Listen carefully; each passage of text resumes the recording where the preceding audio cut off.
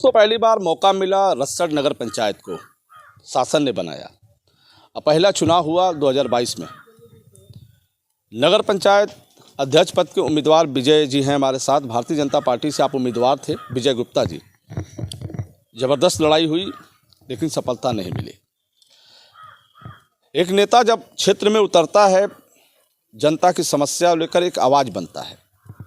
क्षेत्र में शासन का क्या फोकस है, नगर पंचायत क्षेत्र में क्या सरकार की योजना है, उस योजना में सत्ता के विपरीत बैठे लोग, हालांकि अब तो सत्ता में है, वो भी हैं, सुभाषपा से हैं तो ओम प्रकाश राजभर एक पार्टी से हैं, लेकिन आप भारतीय जनता पार्टी से उम्मीदवार रहे हैं तो क्या सोच रही है और किस सोच के अनुरूप काम हो रहा है? सर, जब आप चुनाव लड़े उस समय विपक्ष की भूमिका थी सुभाषपा, अब तो आपकी पार्टी में शामिल हो चुके हैं, एनडीए के साथ उनका जुड़ाव हो गया है।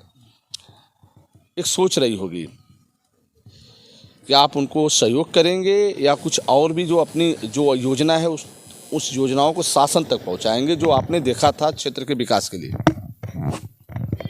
देखिए, जो मोदी जी और योगी जी के नेतृत्व में जो सरकार चल रही है और चुनाव के दौरान हम लोगों ने यही जनता से कहा था कि ट्रिपल इंजन की सरकार आप बनाइए तो निश्चित तौर से ज़मीनी स्तर पर शासन के सारे योजनाओं को धरातल पर उतारने का प्रयास किया जाएगा। लेकिन दुर्भाग्य से जनता ने बहुत अपार प्रेम और स्नेह और सहयोग किया। चंद वोटों से चुनाव जो है जीतने से हम सब चूक गए। लेकिन चुनाव हारने और जीतने से नहीं मतलब, हम लोग सामाजिक कार्यकर्ता हैं, राजनीतिक कार्यकर्ता हैं, इसलिए भी हम लोगों का दायित्व है। और मैं व्यक्तिगत तौर से चुनाव लड़ना और जीतना ये बहुत बड़ा उद्देश्य नहीं है। लोगों का काम कैसे हो, यही सुबह से शाम तक हम सब का प्रयास रहता है। और सरकार की जो भी योजनाएं हैं उसको ज़मीनी स्तर पर पहुंचाने का हम सब प्रयास कर रहे हैं।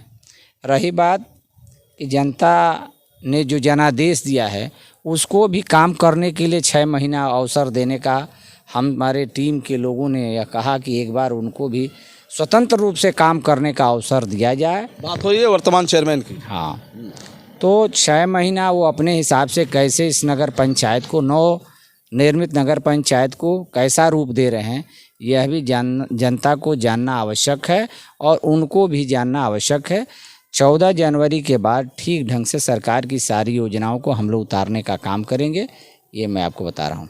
चलिए, विजय जी ने कहा कि 14 जनवरी के बाद वो स्वयं हालांकि लगे हैं, लेकिन एक रफ्तार बनेगी क्षेत्र के विकास को लेकर।